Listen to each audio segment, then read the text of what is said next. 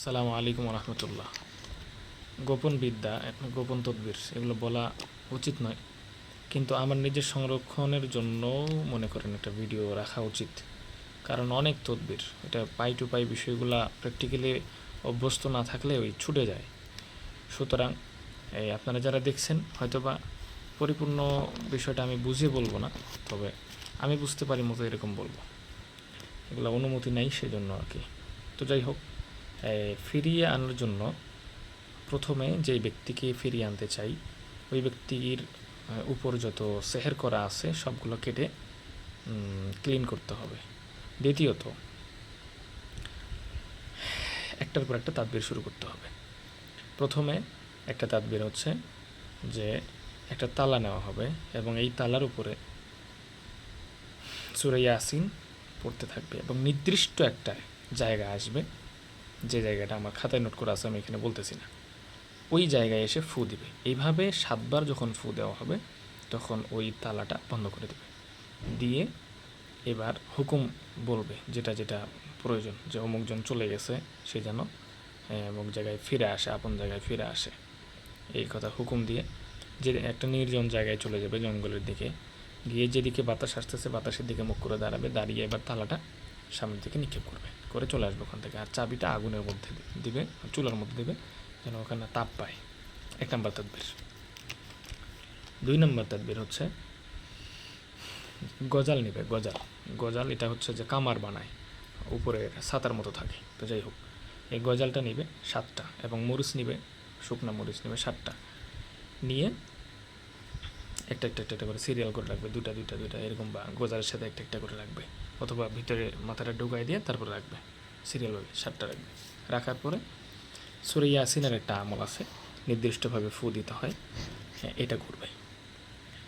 অথবা আরেকটা নিয়ম আছে, শুধু গজাল, এখানে মরিচ লাগবে না, শুধু গজাল দিয়ে এই প্রত্যেকটাতে সিস্টেম আছে সূরা ইয়াসিনের, এইভাবে ফু দিবে।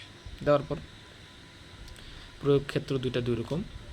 প্রথমটা হচ্ছে যে সবগুলো গজাল দাফন করবে এবং একটা একটা করে যে মরিচ আছে এই মরিচগুলো একটা একটা করে কী করতে থাকবে, প্রতিদিন জ্বালাবে আগুনে, ওই পলাতক ব্যক্তির জন্য নিয়ত করে।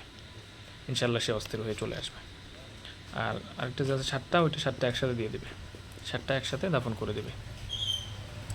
আরেকটা হচ্ছে নির্দিষ্ট একটা ছুরা আছে, এই ছুরাটা লিখবে গোল করে, গোল করে রাউন্ড করে লিখবে, আর মাঝখানে লিখবে অমুকের পুত্র অমুক আপন জায়গায় হাজির হোক, বা যেখান থেকে চলে গেছে এই জায়গায় হাজির হোক, লিখে এটা গাছে ঝুলাই দেবে, গাছে দুল খাবে। আরেকটা হচ্ছে এটা খুব পরীক্ষিত তদবির, হারানো বস্তু এবং হারানো বস্তু হোক অথবা কী হোক, এই কোনো ব্যক্তি হোক, এটার জন্য খুব ভালো কাজ করে। তো এটা কী করবে, একটা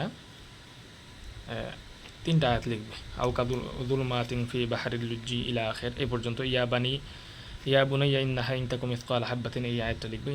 আইনামা তাকুনু ইয়াতি বিকুমুল্লাহু জামিআন ইন্নাল্লাহা আলা কুল্লি শাইইন কাদির, এই আয়াতটা লিখবে। এই 3টা আয়াত লিখে, 3টা আয়াত লেখার পরে নিচে হুকুম দিবে যে অমুকের পুত্র অমুক অথবা অমুকের জিনিস অমুক, এটা হুকুম দিবে। দেওয়ার পরে একটা স্বর্ণের যে কোনো মালা হোক অথবা স্বর্ণের একটা আংটি হোক, মানে স্বর্ণ দিতে হবে এখানে, দিয়ে এই 11 বার ইস্তিগফার, 11 বার দরুদ শরীফ, ইন্না লিল্লাহি ওয়া ইন্না ইলাইহি রাজিউন 11 বার, ইয়া হাইয়্যু ইয়া কাইয়্যুম 11 বার পরে পরে ফু দিবে। দিয়ে ওইটা পেঁচায় রাখবে, পেঁচায় একটা কোটের ভিতরে দিবে।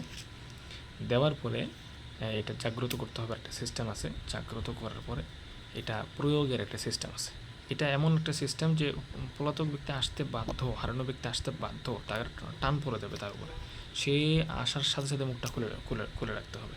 তো যাই হোক, এখানে যতটুকু বলছি, কিছু জিনিস সিগারেট রাখছি, কেউ না বুঝে আমল করতে যাবেন না, সমস্যা হয়ে যাবে। আসসালামু আলাইকুম।